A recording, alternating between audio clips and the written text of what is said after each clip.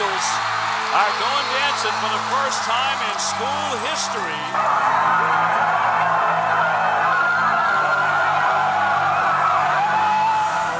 American, for the second straight year, champions of the Patriot League. American University heads to the big dance for the second year in a row tonight. They learn they are seeded 14th and will face Villanova. The Eagles win the Patriot League championship.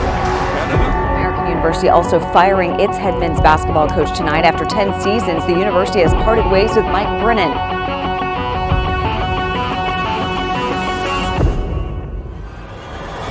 American University is a new men's basketball coach. The school hired former George Mason assistant Dwayne Simpkins, and today he was introduced saying he knows what it takes to build a team. So I want to be sure I thank President Burwell for being here with us, and I want to introduce Dwayne as our next basketball coach.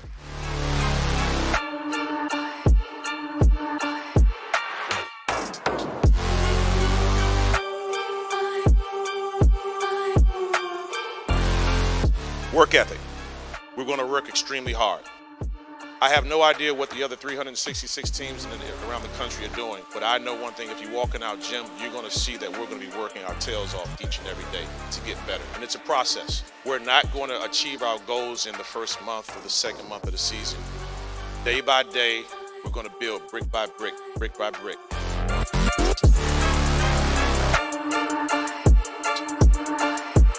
I'm Dwayne Simpkins. I'm the head men's basketball coach here at American University. Who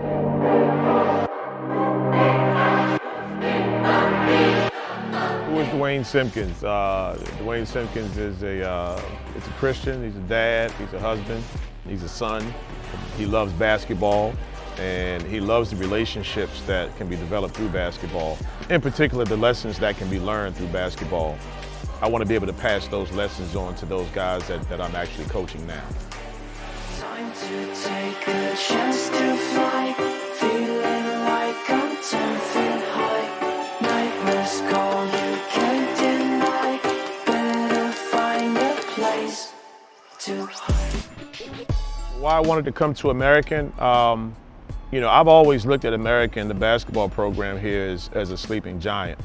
From the standpoint of the location of the school, being in Washington, D.C., the profile, the academic profile of the school, the networking potential for student athletes once they have graduated from American. You know, you want to be a head coach of a program.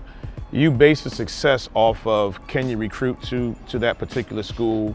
Does your philosophy, do your ideologies align with the general ideas of the school and the community?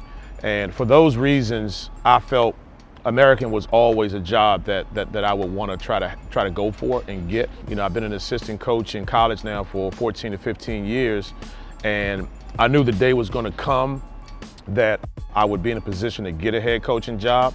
You never know which ones it's going to be, and I've always just looked at American, one, because I'm from here. This has always been kind of like a dream job of mine, quite honestly.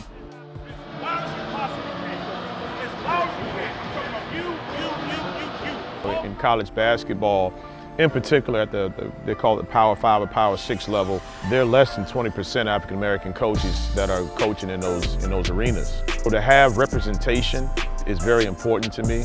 In particular with basketball, I think there's been more of a conscious effort to not just hire African American coaches, but to do a deep dive into whether those prospective coaches are right for prospective universities. So I'm blessed to be in a position that I'm one of whatever 362 or 363 coaches who are coaching Division I basketball, and I happen to be African American as well. The lead. Lincoln Ball, a triple, and the Eagles are up by 4. Then you get the freshman Maya. Styles, nope. Picked up by Donadio. Stevens, no, the pass of beauty, finds the raging Rodgers. Come on. My goodness, American coming out in this second half. I've always been a part of teams that have played at a higher pace, try to play in an open court. Brumbaugh, and Mayock rakes away the rebound. Nobody stopped the ball. You know, full court pressure, whether it be man-to-man pressure, trapping, Same thing on sideline out of bounds. Like, we want to continue to have pressure on the offense. We want them always having to be concerned about getting trapped or being pressured.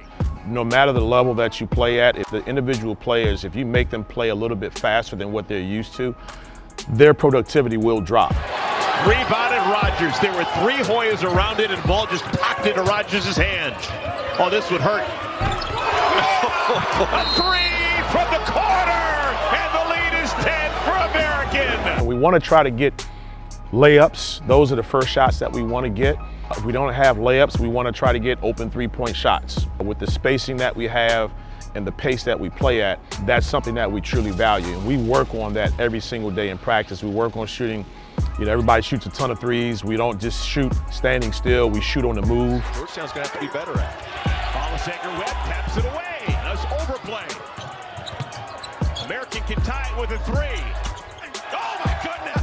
Off the window on a Sunday afternoon. If we can shoot at, you know, say a 35% clip from 3-point range, if we can get at the rim and shoot 60% close to, and then we get to the free throw line, we can shoot 71, 72% as a team, you know, we'll have a shot of winning most games. I think after you pitch it, it's going to set a screen for you. Actually, I want you to put it right downhill. Let's try to go right here. At the same time, you have that screen going.